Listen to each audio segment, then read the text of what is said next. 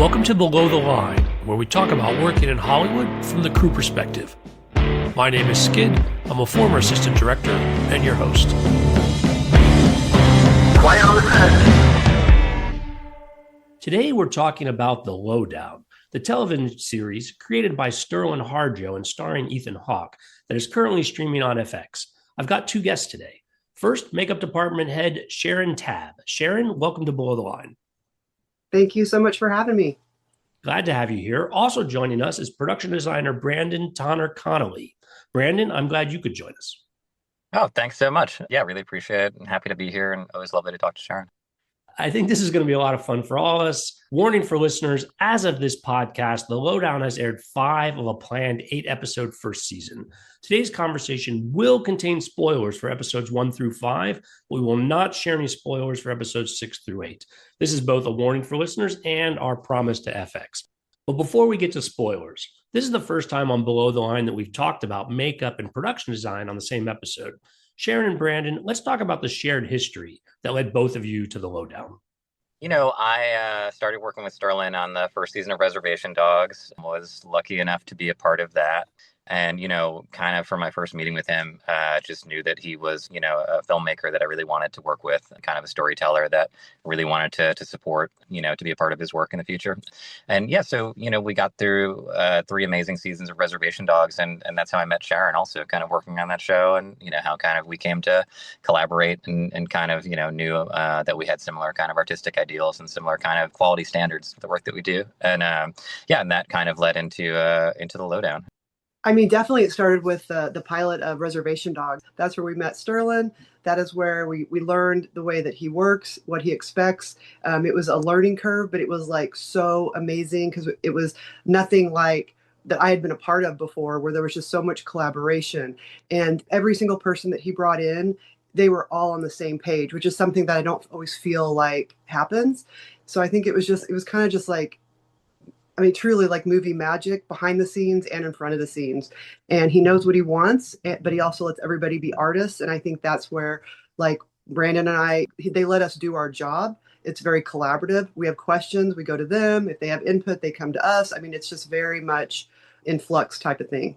Yeah, I mean, just to elaborate on that, I mean, I feel like when we, my first time in Tulsa, or, you know, one of my first times in Tulsa, we were working on the season of Reservation Dogs, season 1. And, you know, Sterlin screened the pilot of the show for people at the Circle Theater, which is kind of the local independent theater in Tulsa. And, you know, screened it for community members, screened it for crew members, screened it for cast, kind of screened it for everybody. And really just kind of seeing everybody's reaction to that in a theater, you know, really kind of seeing people gasp at the right moments or laugh at the right moments, or just kind of really be taken by the show and just getting to see how important it was to people and how important it was to people in the community and how important the story was that, you know, that Sterlin was telling, you know, and the world that we were kind of creating with him. That kind of just, you know, set the tone for the rest of my experience on Reservation Dogs, where, you know, it was just a really kind of special collaboration between the crew, but also the cast, but also the community members. And, you know, just kind of led to this sort of almost less hierarchical, you know, way of working,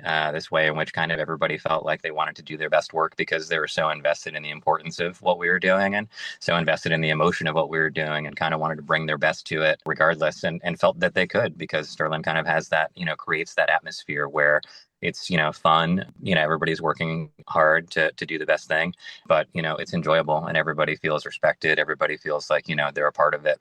And that's, you know, that's kind of what it created on Reservation Dogs. And we kind of continue that on The Lowdown, actually, just in terms of those working methods and that kind of stuff. And so that's part of it as well. Yeah, I can remember at our wrap of season 1 of The Lowdown, and Sterlin, he came on there and it was all about like how you treat people, how you treat the people you work with, how you treat everybody the same. And I've always felt that way, but to just hear him say that and reiterate it, you know, even now at the success of how everything's come, it just shows, like, you know, what type of person he is. And it does start from the top 100%. I did write about this in an article for a filmmaker, so I feel like it's okay to say. But I think season 1 of Reservation Dogs, there was this game going around that I think Sterlin started, where basically you write, there had been this term of affection, this profane term of affection, calling somebody a shit ass in the community there that we were doing it. And so they kind of, started this game of writing that on a piece of tape and putting it on somebody's back. And it was the type of thing that, producers were doing to other producers. And, the set PA, could tag the producer and, these different things. And I think it all, kind of culminated in Sterlin getting a license plate made up. I actually made it for him, got it made for him in a prop shop that said, shit ass on it. And he swapped out the license plate of one of his good friends who also happened to be the on-set dresser, at the end of the season. And he actually drove with it from Okmulgee, where we shot, back to Tulsa for like an hour without realizing that his license plate said that. But that's just kind of the environment where it's like, it kind of crushes the hierarchy in a way and just, brings everybody into loosening up and just knowing, what we're doing here is really important, but everyone should feel like, they have equal respect and like they have, equal kind of. Yeah, absolutely. It's rarer than it should be on these film sets where we really come together and do get that respect, and a crew can really bond over that. But it's even beyond that, the idea that it's also extended into the community and that all of you were carrying the weight of this story as well. I think that's really fascinating. Is that something, again, unique to Sterlin that he brings to these stories and in the execution? Or talk to us more about like what that felt like in dealing with the community in Tulsa. Yeah, I mean, on Reservation Dogs, it was really feeling a lot of responsibility in terms of, I felt very much like, a guest also. And it was that sense of responsibility of, we're being trusted to tell these stories. We're being trusted to tell the stories of this community. And so for me, it just felt like a lot of, responsibility in a good way, and a really kind of great way where you felt like, okay, we have to make this as good as possible. And we have to kind of make this as intimate and as emotionally powerful as possible. And when we think about the spaces, I always like to think of designing the sets and dressing the sets as something that creates empathy in general. You want to include these intimate character details, and the more intimate character details you include, like where somebody kind of like what cabinet they open and what they have on their refrigerator, what the Bible quote is, or what the, kids' school schedule is, or just what they look at every day. The more intimate character details you have, the more that somebody gets to experience another person's way of life and another person's, the way they move through the world. And I think that intimacy creates empathy. And that's kind of always my goal when we're designing these spaces. But for Reservation Dogs especially, it was something where it was like, this is a real responsibility. And this is kind of what we're doing here, is kind of, being entrusted to tell these stories. And that kind of, follows through in Tulsa and on the Lowdown also, in a way where, I'll save getting into it. But, I think, again, that was a real situation where we're being trusted to tell the stories of some real people who Sterlin kind of loosely based some characters on, and some real people who provided inspiration for these things. And, we're working with their family members. We're working with other people who knew them. We're working with other people who, who were around and who are a part of their stories. And so for us, it's, again, another of these things where we're given this beautiful responsibility to tell this story, to help build this world, to tell this story. And, I think that is something that's unique to Sterlin's work in a way, because he understands that. He understands how important it is. And he also, kind of tells those stories and creates those narratives where, you can actually express what's happening in a community or express what people are going through in an intimate way. Very well said, Brandon. Brandon, you referenced the real life people. To be explicit, as I understand it, the Ethan Hawke character is based on a real life investigative journalist based in the Tulsa area, Leroy Chapman, who passed in 2015. And so, Sharon, what are your other thoughts about the influence of Tulsa and Leroy Chapman on the story? Absolutely, and it's based loosely on him. So, but yeah, no, it is a responsibility, and you want to make sure you respect the entire story. You want to respect the people of Tulsa, the people of Oklahoma. I'm from Oklahoma, so that does help. But I have learned so much. Like when you do encounter the people of the community and the various natives that are involved on the project, you just make sure. Actually, you know what? I love getting to know them and talk to them when I get a chance, because to me that is like kind of almost like, well, one, I get to learn, and then number two, I just want to make sure that I'm doing the right job and I'm doing right by this, and I want to make sure that they look like they would look. I don't want anybody to feel like we're misrepresenting in any way, and so I definitely try to ask a lot of questions. I have met the family and I've asked questions, and they were so gracious and so happy that I was asking. That it makes them feel so much better about the project. Like that, we care. Like, we really do care, and it is an important story. And also learning about Oklahoma history, and obviously it's embellished clearly because it's Hollywood stuff, but at the same time we are telling some real life type of work of something that has actually happened. Probably a misspeak for me to say based on, right? The word is inspired by the influence Yes. of the work that Leroy Javin did in the Tulsa area. Let's establish the filming schedule. As I understand it, you guys shot a standalone pilot for this, which is rare these days, I feel, in these shorter series of television, that they actually do a pilot and then put it in front of the network before moving forward. Is that how you guys tackled this one? It was how we did it. We shot the pilot and then had a year in between. Basically, shot the pilot, between February, March, April, May, and then the following year came back and then did the rest of the season. And I felt like it was something where it provided some nice distance, which again, it's rare to have a pilot and then to, go through that process and have the series order now. But it was nice because it provided, there was no doubt in anybody's mind that it was actually going to happen. And I think everybody was kind of united in like, okay, like, yeah, when is it going to happen? Like everybody knew that there was something kind of special about it. But B, I think also provided some, a little bit of distance to be able to like, think about the project, think things through, really think the spaces through for me and really kind of think about the emotional beats. And the main sets that we had for the show are all, filmed on North 6th Street in Tulsa, the Hoot Owl Bookstore, Sweet Emily's, the diner, record store, tax law office, and Lee's apartment above them. And, that was something where we actually wanted to shoot it out in the world. Really, Sterlin wrote the pilot with really specific geography as to where those places are and really created this kind of little world for Lee to amble around in. And so, we wanted to shoot those in real locations. And, I kind of scouted around a bunch and found a derelict block that, it was the exteriors were one thing, but there was no power, there was no water, and the interiors were completely raw. And so, we kind of went in there and built all of our sets into these spaces, the bookstore, the diner, et cetera, and, kind of took over this whole block of Tulsa lovingly. And we're able to kind of craft it into this backlot for our show, which, was great for production in terms of shooting everything kind of in one place and being able to sort of move around there.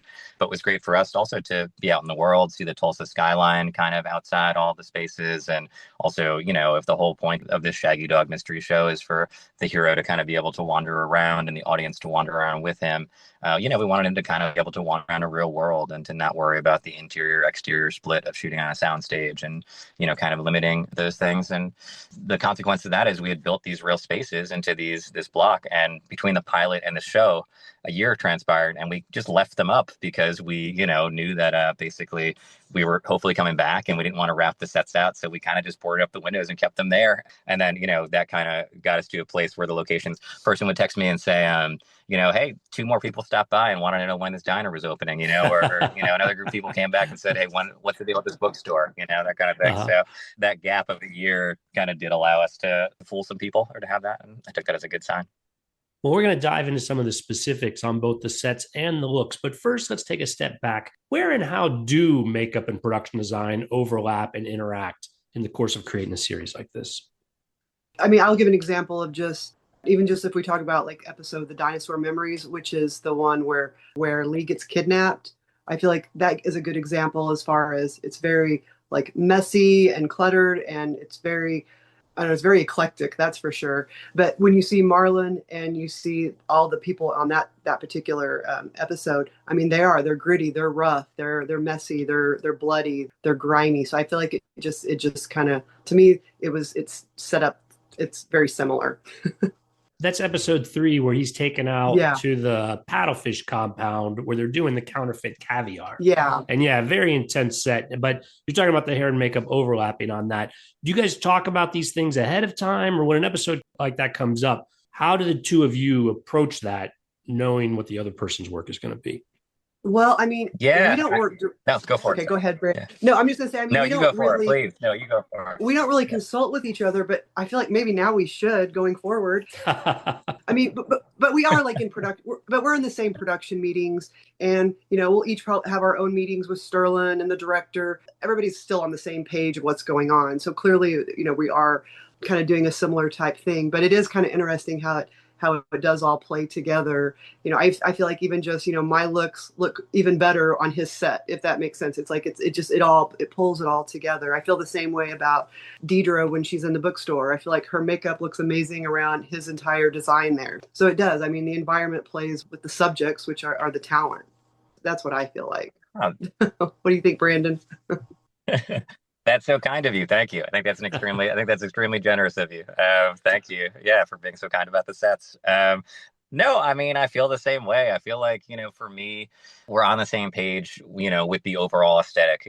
One thing that I really love to see is, when I see like the tattoos on the characters, like when I see like Lee's tattoos and that kind of stuff. And when I see like other things like that, I see that there's wear and tear there. I see that, there's fading there. And I see that, that's kind of how you approach all the characters. And, it seems like, with the Dinosaur Memories episode and, with every episode, we kind of have this shared commitment to, the show represents Tulsa, and the show is very grounded in some ways, even though it's, elevated cinematically and elevated aesthetically in other ways. For us, it's really like we want a certain level of grit. We want a certain level of kind of reality to it. And, kind of just thinking about Tulsa in general, when we were thinking about the color palette for the show and thinking about all the different sets and thinking about how that interacts with everything, Tulsa is a place that's at the intersection of, the southern United States and the Midwestern United States. And, during the summer, it's very sunny and, there's a lot of direct sunlight. And then in the winter, there are cold fronts and there are ice storms and things like that. And just thinking that through with the colors and with everything, it's like, yeah, you want the sets to feel textured. You want them to feel weathered and aged. You want everything to feel like it is true to this place and is true to, to the reality of that. And, so that's kind of how we chose some of the colors in terms of, browns and deep reds and deep greens and things that would kind of show that age. And to me, it's like, I think that Sharon and I are on the same page, just about like, yeah, everything should feel a little worn. Everything should feel broken in. Everything should feel, like it's been weathered. And that helps with the overall aesthetic of the show. And I feel like that kind of like, overarching sort of agreement is like, where the collaboration comes in. And then specific moments where like, it's so funny to see like the space, like the Hoot Owl Books and like the register, the area behind the register, we kind of made it this wall with Tulsa artists and, Larry Clark, and recreating some of the art of Leroy Chapman, who's the person who Ethan's character is loosely based on, and, real family photos, etc., all those kinds of things. And then to me, we get it to a point where we're happy with it. We feel like it tells a story. But then, once the actor really steps into it, and once I get to see, Deidre with her makeup on and kind of how like in the finished look and everything like that, that's when it really comes alive, for me. And that's when I really get to see, oh, cool. Okay. Yes. Like this has worked yet again. Like we're on the same page and the character feels true to the space and the character feels true to this environment they're inhabiting. That's always a thrill for me to see that thing of like, yes, totally, like nailed it this time again. Like it all has come together and, and the character has brought it alive in that way. So yeah. And, Paddlefish Compound, I mean, just thinking about the makeup for John Doe and for, for Hook and for those other characters, like that was such a fun space to create, where for us, we're making this compound where these guys who, previously may have done moonshine, previously may have tried to make meth, previously, tried to maybe have a carnival background. We dressed in all these details that are supposed to tell the story of these people and their history.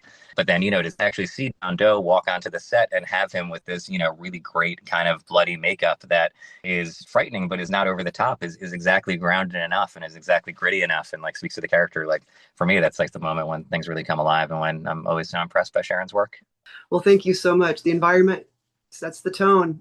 But it's so funny, all your adjectives that you were saying about the gritty and the worn down, weathered, that's like all my makeup notes. So we're definitely all on the same page here. But yeah, it's so true. Like you work so hard on your own craft, and then when you see it with everybody else's, you're just like, it's that wow moment for sure. Yeah, exactly. Now, I'm also in the dark as where the series goes, but it seems to me like that Paddlefish Compound, that's a key set in episode 3, but it seems like a one-off. Again, you've layered all of these things about the history into that one set. I'm curious, is the approach any different when you go to like the bookstore, which is almost like a recurring character throughout the series? Anything about the way either of you approach the actors that have these one-off parts, the sets that are one-off versus the sort of ongoing places that we're going to revisit again and again?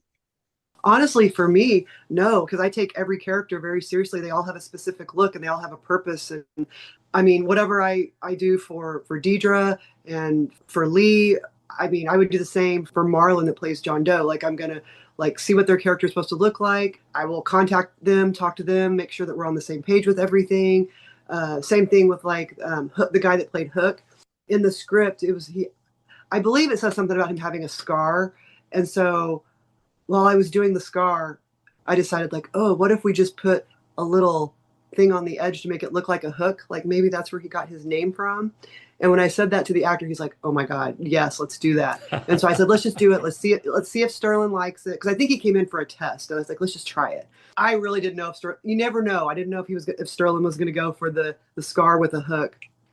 And he was like, yeah, sure, why not? And I was like, okay, there we are. We just created this really cool little scar with a hook. I don't know if anyone will notice, but now you will. But yeah, no, I approach it the exact same way. I mean, they're all part of telling the story, and they're all just as important. That's what I think makes it fun with these guest stars that come in. I love it so much. And you never know, they might be back. So gotta treat them all with love and treat them all the same. It doesn't matter if they're just there for 1 day or 2 days or weeks. Truthfully, I feel the same way about the sets, even though it's different dealing with, a space than a person, obviously. And it's interesting to actually hear you say like that you have to treat them the same, but not only aesthetically, but also just like, yeah, like that is an actual person who's coming onto the set who's like, going to be acting with other people. So it's like, probably for how you, the degree of care that you show to them and like, the degree like how you interact with them, I'm sure it matters a lot to them and everything. So that was interesting for me to hear in both ways. But yeah, no, in terms of the sets, I'm sure it annoys a lot of people in the art department. I know that it does, but we kind of have to treat every single set, even if it's just something that's going to be, in for a minute or two, as equally important. And just kind of maintain the level of quality standard and maintain the commitment to just say, we're trying to tell a story here, and every character is important, and also we want every character to have the same opportunity to have their story kind of told or have their story kind of heard by the audience. So when it comes to like Hoot Owl Books, we definitely think about like, okay, they're going to be shooting in here a lot, for 8 episodes. So for me, when it came to things like the books in the store, we kind of hand selected about 5,000 of these books from a used bookstore in Tulsa named Gardner's, based on kind of, what we thought would really be in that space and what would be kind of in the bookstore that, Leroy Chapman, again, the very loose inspiration, worked at, and, and kind of what we thought Ethan's character would have and his interests. So we kind of hand selected these books just because I wanted the actors or the director or the writers or anybody, the grip, anybody to walk down an aisle and just pull any book at random and say, oh yeah, this is A, an interesting book, and B, it belongs here in this world. So, you think about that people are going to be in there for a couple of months. And, we also think about it technically, and we think about, okay, we want to make some of these walls wild so we can pull them to make it easier for crew access, easier for shooting. And, with Hoot Owl, we wanted to build a little office into the back, not because it was in the script or not because it was necessary for the pilot or for anything, but just because we thought, well, they might actually later in the season come up with a use for this, or this might be something that plays into the story. And it made sense for the space, and it, provides some additional depth. So it's that. But, then there's a set like Bonnie's house, which is in episode 2, where Lee goes to talk to Phil and to kind of check up on the Skinheads family. And, with that was something where it could only be that one episode. It could be more in the future. We didn't really know, but I really want to tell the story of that character and give everybody a shot at kind of feeling some empathy for them too, and kind of making them as real as possible, or, as real in the mind of the audience as possible. And I think, the last thing I'll say about it is we kind of have this commitment too, where we're designing the sets and dressing the sets for, what it looks like on camera, but also for what it feels like to the people who are in the spaces when you're making the show, and for the director, for the actors, for the crew, for the community members who knew the people who the characters are, kind of inspired by, and they're going to step into these spaces and be equally invested in them, whether it's for an eighth of a page or whether it's for 8 episodes. So we kind of always have this commitment to make sure that it's equally kind of equally emotionally powerful. I think a challenge from the other side, though, is that if you are going to be seeing a character or a location through the entire series, and let's talk about Ethan Hawke's character, Lee, the decisions you make, and Sharon specifically thinking about like his tattoos, you have to make decisions about knowing that he's going to be in almost every scene. You're going to have to do these tattoos almost every day. Mm-hmm. They need to also not be so much that people are watching the tattoos rather than the Lee character. Talk to me some about how his look came together and if any of that thinking went into the final look. Okay, well, when I first met with Ethan about his character, I mean, he already knew how he wanted this guy. He wanted him to be unkempt, raw, and gritty. There was no vanity in this. You know, he just wanted to bring this character to life the best way that he could. And like I said, he was super passionate about it. And going in with the tattoos, they already had in mind an idea of what they wanted. Ethan was really wanting the scorpion. He wanted a tattoo on each of his inner arms, and one of them was going to be a scorpion. And so we took a design and then we made it our own. Then the other tattoo, which is really fun, is it's a black bird tattoo, and it's the same exact tattoo that Sterlin has on himself. So I contacted Sterlin's artist and got a printout for it so that we could make a tattoo of it. Then on top of that, in the script, it talks about how Lee has a Mother Mary tattoo with a Confederate flag. Of course, I have no idea what that means. So I thought, okay, what do you want? And I went again. I thought it'd be great just to go to his tattoo artist because tattoo artists are so good at designing tattoos. That's their job. So I just went ahead and contacted his tattoo artist and said, hey, this is what I got. So he came up with something. I went to Sterlin to see, are we even close to this? And then Sterlin told me what he liked and didn't like. So we went back to the drawing board. I think it only took us like a couple of times, really. And then when we came back with the next one, it was the winner. And then it was just that whole, like, we got to make sure that it looks aged, it looks weathered. It can't look, if it looks fresh and too colorful, like you said, it could be distracting and it's not going to look real. So it took a little bit trying to get the weathering where it needed to get under control. And so that was that. So we only did 3 tattoos on him. So, and like you said, it plays for the character, but it's not like when you're watching him, you're not just all you're seeing is tattoos. Like they just kind of blend in with him. I think it works great, and especially with his costume as well. The costume and the tattoos and all of it's just he's a walking mood board. He is. He's got the look. He's got the look. And then same thing with there was no beauty makeup involved. We wanted him to kind of look a little weathered down, and well, clearly he's getting beat up the whole time, so he's had better days. He doesn't sleep much and he's getting beat up all the time. And same thing with like the wounds and things like that. There was a lot of tracking because we have to keep track of how it's healing each day. So during the pilot, that was quite a process because I'm literally thinking like, okay, it's day 2 in the morning, would there be a little bit of blue and purple coming in even by like shooting at midnight that night? Like, because when we shoot each scene, we know the time of the day that it is. It's like, well, by this time, it actually would have shifted from what it would have been this morning. And then it changed, because bruises they change, within a few hours. Yeah, so the tracking was fun. So then when we went into episode 2, his personal artist, because he has a personal artist, he came onto our show, which was incredible. So then he got to take over and they decided to do the bandages and things like that, which I think play great. And it also probably helps with time as well. And I don't think you want to see every episode where he's just completely got bruises just the whole time. So I think it adds a little more to it and makes it, I think it works. Again, it's not super distracting, although he's beat up the whole time. Gets into a lot of trouble. I thought that you guys really nailed I thought that you specifically nailed, just that kind of balance of the tattoos, wanting to feel kind of, not distracting, as you said, but significant enough that, people associate it with the character and that, it again feels kind of lived in and real. And, we talked about this a little bit earlier. We're talking about that. I think on a lot of TV, there's a temptation to make things to leave like a layer of gloss, or when it comes to either actors or when it comes to the settings or even the cinematography or different things. But I think with this show, kind of the ethos that I went into it with, and I think that you did too, maybe is about like, okay, well, we're not going to have this layer of gloss that's normally such a thing. We're going to kind of let it feel a little bit realer, even though it has some noirish elements and some kind of elevated elements. Still, it should feel like if somebody has a tattoo, it's going to feel like it's been weathered on their body, and you're going to be able to really feel that it's something that's been on their body for 20 years or how long they've had it. Mm-hmm. And same thing with the sets, like you're going to be able to feel that like the booths in this diner have had people sitting on them for the past 30 or 40 years, something like that. Like I kind of want to bring all that sense of time and all that sense of experience to all these kind of spaces and characters. So I thought you guys you nailed it with that. Thank you. You did too. You made the diner look very well aged. And then can we talk about the diner's wallpaper? Can we bring that up? Oh, thank you. We got to bring up the wallpaper that everybody wants. I want it in my house. Yes, let's talk more about the diner. Yes. Okay, we can talk about it, but I'm gonna ask you about tattoos also. I've got more tattoo questions. Okay. Okay. I Well, wanna get more whatever we about want to do tattoos. first. You said diner, and I thought Yeah. wallpaper. Let's put a pin in Sweet Emily's the Diner. But because we're talking about tattoos, yeah, tattoos are sending a lot of information through this. And I'm also thinking of our villains and how their tattoos, Yeah. what they're saying about them as well. Brandon, what was your question going to be along those lines? Something different.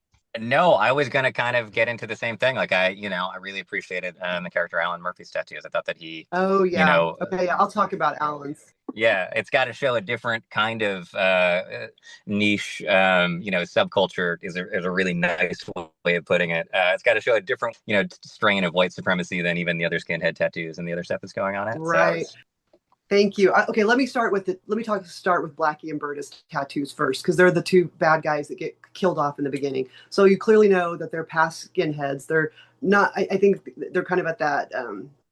They're like good bad guys. They're bad guys. I don't know. We loved these bad guys. You can get a sense of the comedy with it as well. They're a little bumbling. They're not the scary skinheads. They're the bumbly skinheads. If we're splitting it that way. Right. It's almost like the Home Alone guys. They're just wacky and quirky and funny. And anyway, so we didn't go crazy with the tattoos on these guys, but we did do some white supremacy type tattoos on them. Again, kind of kept it kind of modest, and they were kind of fun how we got to design them. Umberta have got like this weird little devil on his neck, and he's got hand tattoos.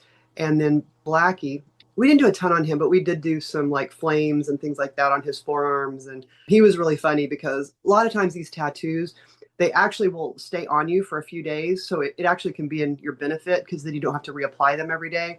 But he was funny. He's like, because every time he was not working, like he was always going and listening to music in the Tulsa music scene.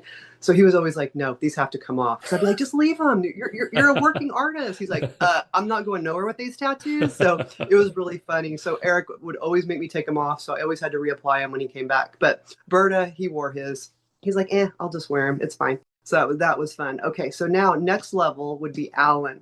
I think, like, Alan's a bad guy. You just don't know what he is. And I think the reveal on the episode of him washing his hands, because you always see him, he's always long sleeve, he's always kind of conservative. And he's with the business people. He's doing something shady for the business, Akron, the company. Yeah, you can tell Alan, he works for Akron. You can tell he is shady, but he's always has long sleeves. So to me, he always looks kind of polished. I think like you don't really realize like how of a big deal of a bad guy he is until I think he starts washing his hands, and you're like, oh snap. I think that just is a big eye opener, because you're just like, holy cow. Because I mean, all his tattoos were all white supremacy. Like he was deep. Like Blackie and Berta were nothing compared to this guy. This guy was like next level bad guy. And we had fun designing those. Man, it was a process. Like I'm telling you, we did several tests. It was wild. It was so funny because one of the people that came in to do the test on, they didn't know what they were being tested for. And they're just like, oh, I just heard you guys are going to throw some tattoos on me. And then I'm like, yeah, we're going to do some tattoos on you. I mean, it was just funny, like it just didn't get kind of brought up. But anyway, when it came to designing these tattoos, our director wanted them all to be just crummy, like prison tattoos that were just all hand drawn. Now, I will tell you, in my gut, I felt like we needed something. I feel like we needed a mix. I really did. I think we should do a few, because I feel like Alan, even though he's a bad guy, I still think he would have some savvy not full savvy tattoos, but just a little more put together. Like I think he'd have some guys that really know how to do tattoos when he's out of the system or whatever. But our director was hung up on that. But again, my gut was telling me the other way. So when I showed Sterlin the shitty version that we first did, and like I said, you just know, you can just feel it when it's not right. And Sterlin's like, yeah, those are all very shitty. But it was really funny because the way he said it was like, can they not all be this shitty? And I was like, exactly. So let me now try. Because and that's the other thing too. I think after working with Sterlin for so long, I really can feel it when things aren't right. I mean, I know it sounds kind of crazy, but it's just I know what he likes and what he's not going to like, and I feel like I get it at this point. And so we did a mixture. We did some hand drawn stuff of the stuff that the director wanted, and then I did some a little bit more polished type ones. And then I think it read well. I think it read a little more realistic too. And I love the way that the reveal came out, because that was a lot of pressure.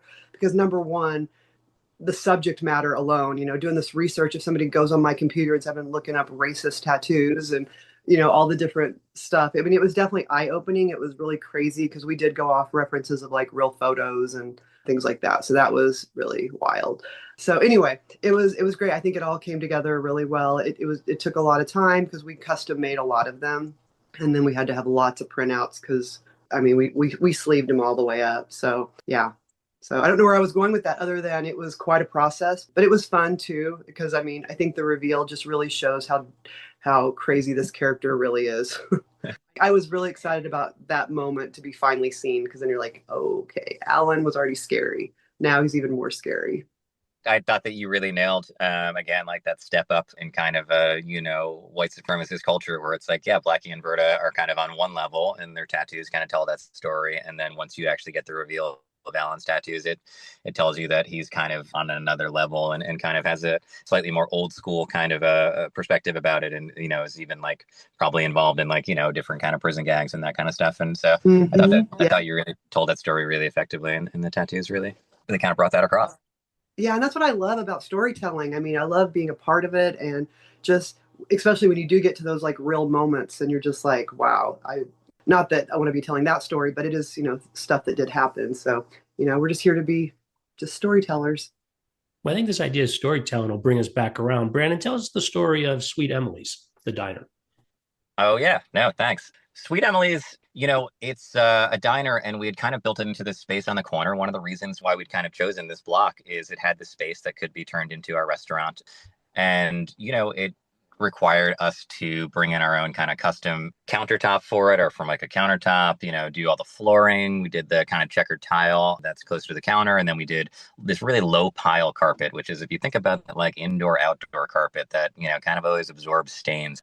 We had that in the dining room, and we really kind of wanted the whole space to feel like it had been there, forever, that it was this kind of night owl diner. We wanted people to mistake it as something that kind of had been there for 30 or 40 years or, 50 years. And so for the wall coverings, once we did the other surfaces and thought through them, I kind of really wanted something that was, a mixture of a texture, like a wood panel or something along those lines, just because that feels true to those diner spaces in that part of the country, and also kind of really takes age very well. Seems a bit dated as well, but then also another texture, so it wasn't just all kind of very uniform. And so for that, we thought about a wallpaper that has some kind of pastoral scenes, something that could be background, something that's isn't too distracting, but if you happen to be there by yourself having a cup of coffee and smoking a cigarette at 2 a.m., it'll kind of entertain you for a minute or two while you look at these kind of these images. So we kind of had that idea and talked about it with Sterlin and came up with the idea of, well, what if we have these pastoral scenes in these little images, but they are also kind of a really subtle, nod to Reservation Dogs. And it's not something that, would break up, the continuity of our world or anything, or would kind of distract, but just something that, again, is very kind of subtle, very kind of background, kind of as an Easter egg, almost, again, as much for the people in the space as it is for, kind of what comes through in the final recording of the show. So we hired a custom illustrator, my friend Mary Hayes, who came in and kind of pulled out some scenes from the different Reservation Dogs episodes, talked about it with Sterlin, got him and myself on the same page as far as which ones we wanted to do. And, Mary kind of drew these different scenes, and then we tiled them together. We printed the wallpaper. And, again, one of the things we always try to do is, use local vendors and use local kind of resources in the community, because it kind of gives us the ability to do things that are a bit out of the ordinary and don't really happen when you're kind of relying on the traditional production resources of New York or LA or a city like that. And, B, because it puts resources back into the local community, which is kind of, again, a big part of us being there. And so, we had a local company called Blue Stem do the wallpaper printing. I'm not sure they had ever printed anything like that before, or, didn't think that we were crazy when we first contacted them, but they got into it. It was great. Yeah. We, put it up, aged it. And, when everybody came in, there's so much overlap between the Reservation Dogs crew and the Lowdown crew. And when everybody came in, it was just really gratifying to see the emotion on people's faces and people kind of laughing and, even some tears about it, just to be able to sort of bring this really kind of familiar thing into, this new world that we were all building. Yeah, and Sterlin did ask for a couple rolls of it. I believe that we gave them to him, so I'm hopeful that there's a room in his house that has some Reservation Dogs wallpaper. Yeah. You know it. Well, when I first saw it, because you don't know what it is at first, but it's like you said, it's subtle. You see it and you're like, oh my God, that's like some really cool vintage looking like trees and things like that. And then you start getting closer, you're like, shut up. You're like, oh my God. And then you don't realize till you get closer and closer. But I mean, even just standing back, not knowing what it is, it was like beautiful, and it was so fitting, and it was vintage, and it was aged, like you said. It was just, I mean, seriously, it's brilliant. Thank you. No, it's so kind of you. Love it. Yeah, no, I appreciate that. It was a really fun and special thing to do. It was cool to be able to see that with everybody.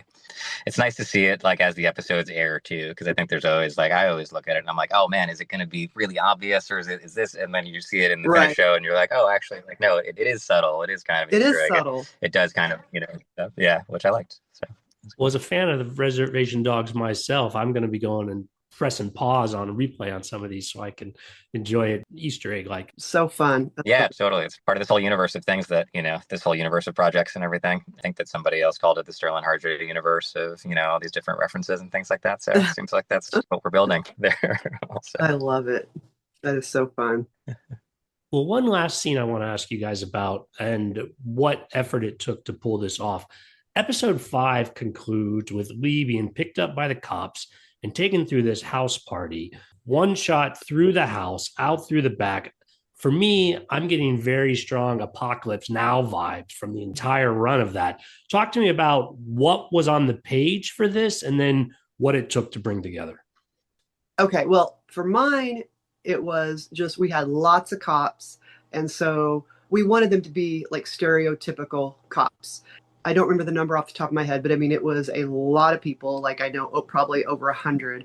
We had a certain percentage of mustaches. We had a certain percentage of clean shaven.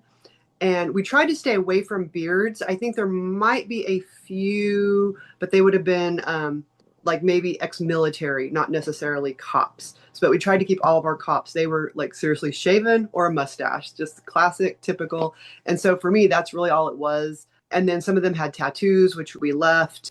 Again, for makeup, it was just more of just lots of shaving and getting people cleaned and polished up for the party because they're just getting loose after work or whatever these crazy cops are doing. So really for me, that's all it was. Now, I will say for Brandon, it was probably a whole different story.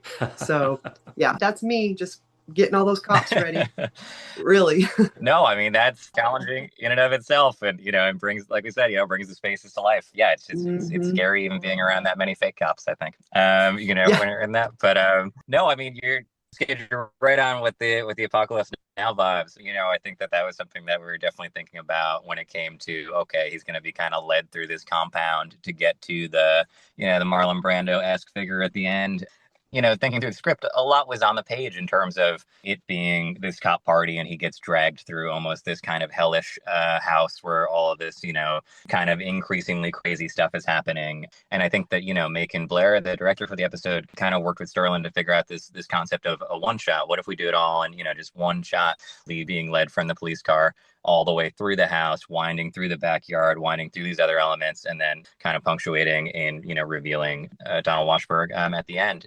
So, from there, it was just like, wow, this is a really fun process of who can think of crazy things that these cops should be doing in their off time at this party. And then how can we visualize that? And so, it was just like, okay, there's definitely a firing range. There's definitely, crazy barbecue. And okay, we almost wanted to look like, a barbecue that's like from that nightmare sequence in The Burbs or something, where it's like you could grill a whole goat on here. And then, we kind of also want what's inside, to be them with, different women and to be them with, somebody's playing video games. And it was really important that it escalated too, that when you walk in the front door, you think, oh, this is a house party. And yeah, this is weird that all these people are cops. And yeah, this is definitely an intimidating environment to be in. But then as you go, you're kind of stepping up to, oh, they're being more physically aggressive with him and also sting this kind of side. And then also there's a firing range that he's being led through. And then also this was an idea that I pitched that I was really happy that everybody was crazy enough to get into.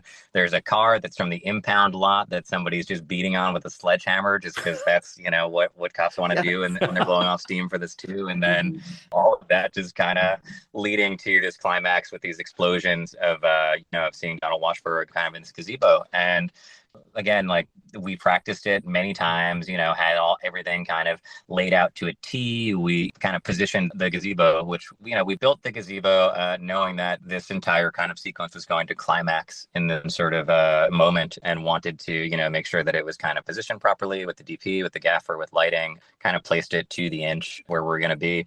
And then just ran through it so many times just to practice before we actually started doing the explosions, before we actually started doing the gunfire, and safely, of course, everything safe. But, so it was a big moment. We didn't shoot it until about 9 p.m. on a Friday. We had run through it a number of times by then. And then finally we went for a take. It was such a relief to see that it worked, and that it was, really kind of magical, and that Warner kind of worked, and that, everyone felt great about the performance, and that they kind of hit all the marks as they should. And yeah, it was just a great collaboration between everybody.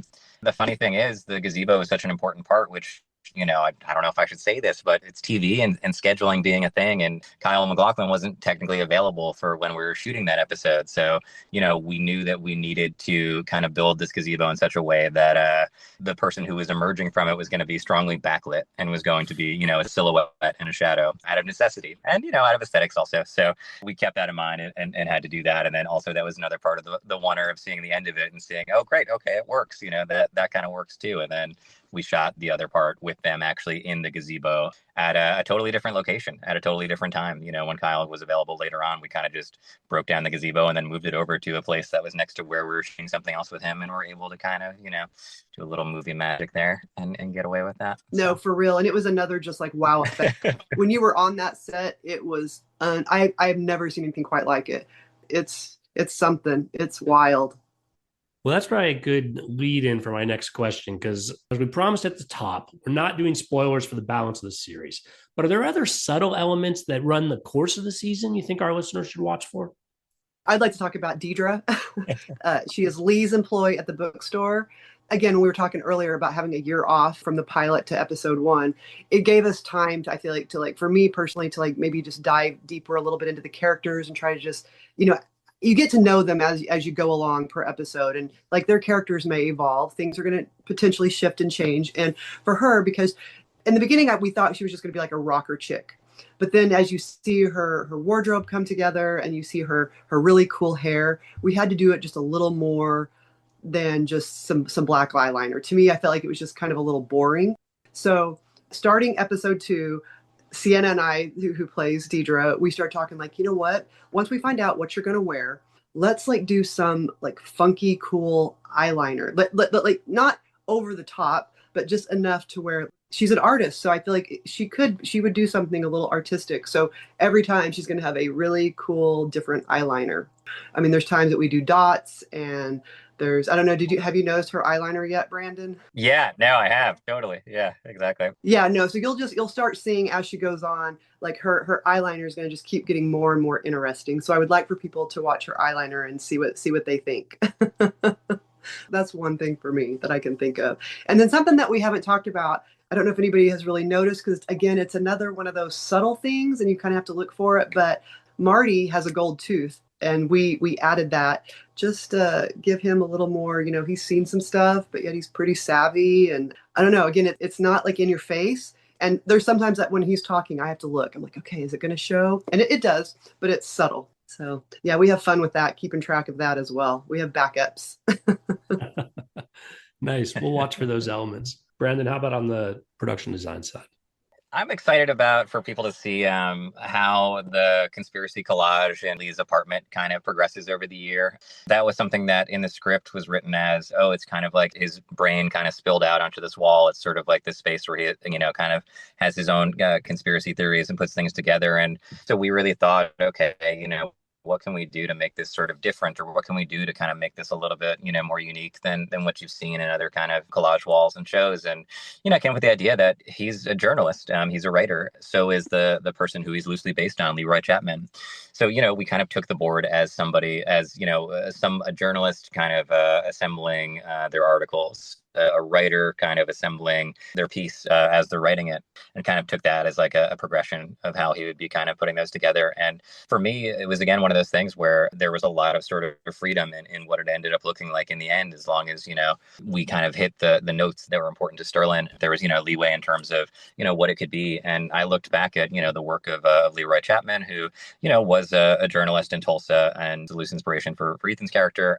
And, he had written a couple of, very kind of influential articles. One of them, probably the most influential, being about a figure named Tate Brady, who is one of the kind of modern founding fathers of Tulsa. There was the Brady Arts District, the Brady Theater. His house was something that was kind of, on the map of, tourist spots. And, and he wrote this article, just kind of got the city to reconsider his legacy, saying that, he was actually somebody who was involved with the Ku Klux Klan. He was actually somebody who at some point had been fundraising for, an organization that was linked to the Confederacy, and he took part in the Tulsa Race Massacre. So that was something where it kind of rallied this reconsideration and this kind of digging up of the truth of that. And we wanted to show that. So, we kind of crafted that cluster on the board about Tate Brady and that story, crafted the cluster about another story that Leroy had written about Elohim City, this white supremacist compound in Oklahoma, about the Osage Hills murders and land theft in Oklahoma history, all of those things. And, to me, it just felt like another one of those examples of,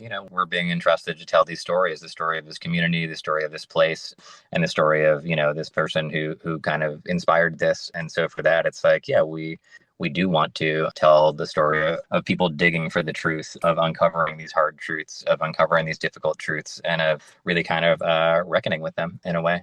So that, I think, is something that was exciting, to be able to link the narrative and, the fiction of the show and the white supremacists in there to, this kind of real life grounded truth that we have through this collage. And I think the only other thing I'll say is I really liked what Sharon said about working with a local tattoo artist for Lee's tattoos. And I feel like that's something that we try to do also in the art department, is work with local artists. For the Tulsa Beat office on this one, we worked with a muralist named Alexander Taman, who he had done murals that spoke to the Greenwood community in Tulsa. And we wanted, in the Tulsa Beat office, Cyrus's character to have a mural that spoke to the history of the Tulsa Race Massacre, but also important figures in the Tulsa Black community, and then also kind of a modern sense of reparations, or a modern sense of what that character would be thinking about, a sense of what that character would think, would feel as far as justice. So Alexander came on, we designed a mural together, and he kind of executed it in the space, and Sterlin, really kind of loved it, and again, provided kind of the basis of the idea. Yeah, I feel like, again, same thing, the lesson on Reservation Dogs that we were thankfully able to put into practice a lot is, when you're going for a sense of authenticity and representing a community and trying to tell the story of a community, you want to, have that community as involved as possible in the process. And you want to, be kind of led by that community. And so, we want to work with these local artists who kind of, have that story to tell and be able to kind of incorporate that into our world. So, yeah, so two things to watch out for. Not as exciting as the Gold Tooth. I know everybody loves Keith David. Everyone loves Marty. I wish that I had something like that. But yeah, so it's excited for everybody to see it, and excited to see this eyeliner too. Excited to see how Deidre's eyeliner unravels over the next couple episodes. Right? So. That board is just incredible. There's just so much work that goes involved. I always think about when we wrap up, I'm guessing that board, does it just stay on the set, or do you guys have to take it all down? And I mean, that seems like a huge task in itself. I mean, I deal with continuity, having to take lots of photos, making sure my bruising tracking is on point, making sure makeup matches. But I feel like you have so many little things, and they're loose things, and some of them, I mean, I don't know. It just seems like a lot. But I know you have an amazing team that works with you too. I mean, it takes a village. No, thank you. Yeah, it is an amazing team. Tava Sampson, the set decorator, is amazing. Andy Eklund, art director, also amazing. And, we just have so many great people. And for that collage, aesthetically, we liked the idea of it being on a surface that's, attached to the wall. So it's not just on the wall. And we chose these ceiling tiles. Okay, that makes sense. We chose these ceiling tiles that we used in the Hoot Owl bookstore. Mm-hmm. So it's kind of like Lee stole these from the bookstore, or from the construction materials from the bookstore, flipped them around, and then screwed them to the wall, and then put the collage on it. And, that is aesthetically what I kind of was liking, but then also has the dual purpose of, we can kind of take those panels off and then, take it down. Yeah, exactly. And then put it back up. Gotcha. So it's all still there. Yeah. It's basically one big art, and you just wrap it up. Yeah. Wow, that's a lot of little things to deal with. Yeah. It's still there for when we have the tour. We've talked a lot about the authenticity and the respect for the community. Not to get lost in that, this show's a lot of fun. Can you guys tell us, has there been any talk of a season 2? I have not officially heard anything. Brandon, do you have some insight? No, I have no more insight than you, I promise. I haven't officially heard anything. I think everybody is hopeful. I think the reviews have been, amazingly positive, and I think everyone's really hopeful. And I think we're all, kind of thinking about, oh yeah, where could this go, and like where could these spaces go, and where could these characters go, and everything. So yes, I think we're all excited about the possibility. Absolutely. Well, while we wait to hear on that, what is going to be next for each of you? I have another project that's being released November 7th called Sarah's Oil. It's another thing that's kind of like it's about missed lost history, and it's a really good one. It's another Oklahoma story set in 1913, and so I'm very excited about that project coming out. Yep. And then I'm on a project right now, but I can't discuss it. Darn it, can't talk about it. Now I really want to hear about that project that you're on that you can't talk about. I feel like I know. Way worse. I'll text you about it. You can't talk about it. Maybe text me later after that. There are a couple different things with directors that have kind of worked with before who are kind of gearing up for things, in the start of next year. So I'm kind of soft prepping things with them and getting those ideas and those kind of concepts in place. But besides that, just enjoying the Lowdown at home also with everybody else, and see what which one of those kind of projects kind of takes me there, or whether we're on season 2 next year also. So. Mm-hmm. Well, good luck to both of you. Really glad you could come here and talk about this show. On that note, we're going to call it a wrap. This was a lot of fun. Thanks, guys. Thank you so mumuch for having us. This was awesome. Yeah, thanks so much. Listeners, I always appreciate your feedback. My email address is skid@belowtheline.oneword.biz. That's B-I-Z. The release schedule over the next few months is still TBD, but if you need a fix between new episodes, there are more than 270 in the archive. You can listen to past episodes on our website, belowtheline.biz, or wherever you get your podcasts. Closing credits, thanks to Curtis Five for our music, John Juan for our logo, and to all of our listeners, I appreciate you. If you want to support us, consider a purchase. The logo is available on t-shirts, mugs, and stickers at redbubble.com. Other ways you can help. First, give us a positive rating wherever you get your podcasts. Second, tell your friends about an episode you enjoyed, because that's how we gain new listeners. All of that aside, whatever your engagement, the fact that you're still listening means a lot to me. Thanks again from Below the Line.